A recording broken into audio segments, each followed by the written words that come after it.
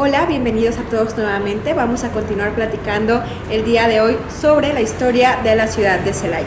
Y el día de hoy vamos a comentar sobre uno de los emblemas que han marcado, que han dejado una profunda huella en la historia de esta ciudad. Y esos son los tranvías. Hemos platicado durante distintas entregas sobre uno de los objetivos que fue primordial durante la administración del general Porfirio Díaz, y este fue la modernización del país. Esto evidentemente incluía los caminos y los transportes. Entonces comenzaron a instalarse distintas líneas férreas para poder meter a las ciudades el ferrocarril que será conocido precisamente como ferrocarril urbano y popularmente denominado tranvía.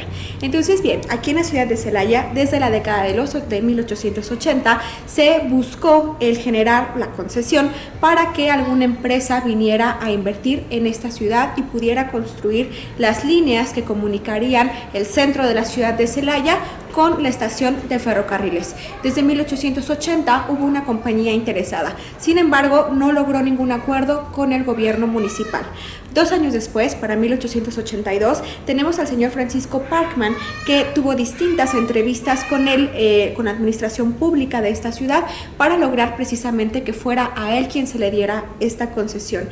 Este señor lo recordaremos o lo veremos constantemente nombrado en la historia del estado, precisamente en la intervención de la línea férrea les decía, en varios municipios de este estado. Sin embargo, bueno, pues él no sería quien pondría el capital para invertir en esta ciudad, sino el señor Ramón Alcázar, que fue también dueño de la hacienda Santa Anita, y bueno, pues también lo veremos constantemente inmerso en la historia del porfiriato en el estado de Guanajuato. Si bien es cierto, se les entregó la concesión para que ellos pudieran invertir aquí en la ciudad de Celaya, pero al poco tiempo renunciaron a estas facilidades que les había otorgado el municipio, porque bueno, se les había impuesto la cláusula número 8 en su contrato, que se les exigía que además de construir las distintas líneas férreas, ellos serían los encargados de empedrar las calles y construir las banquetas por donde pasara el ferrocarril. Entonces bueno, pues ellos renuncian a esta concesión y se queda nuevamente Celaya a la deriva de que alguien más viniera a invertir a esta ciudad.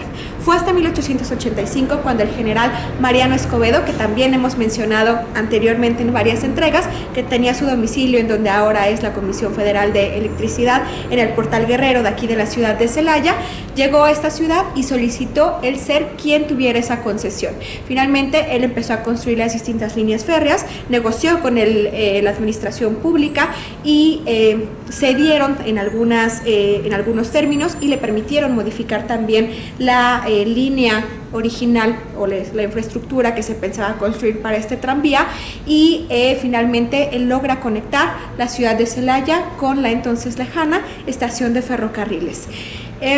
Fueron varios años los que estuvo este tranvía funcionando en la ciudad de Celaya, más de 70 años, hasta que en la década exactamente en el año de 1953, se decide quitar toda la línea de los tranvías en la ciudad de Celaya, porque el ferrocarril urbano se había vuelto ya peligroso, ya había mucho tráfico de coches, ya había mucho tráfico en general, gente, motocicletas, bicicletas, y se había vuelto peligroso. Pues es importante mencionar que en Celaya fue el único sitio donde siempre funcionó este tren urbano arado de mulitas.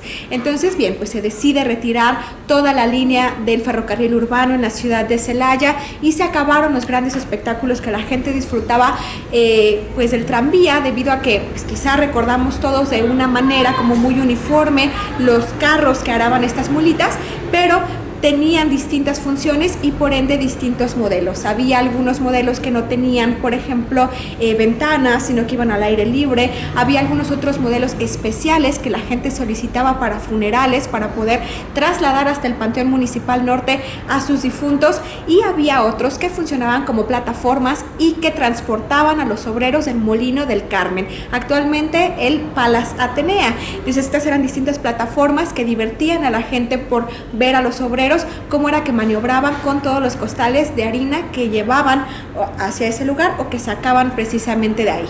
Mucho tiempo después de que sacaron las líneas de tranvía, la gente apreciaba estos carros en los distintos depósitos que existían. El más común quizá en la calle Madero, el otro sobre la donde se cuenta la famosa leyenda de la rodilla del diablo, que es precisamente a espaldas del Molino de Carmen. Sin embargo, pues poco tiempo después se deshicieron completamente de estos carros y bueno, pues ahora solo viven en la memoria de distintas generaciones de celayenses que los vieron funcionar por más de 70 años.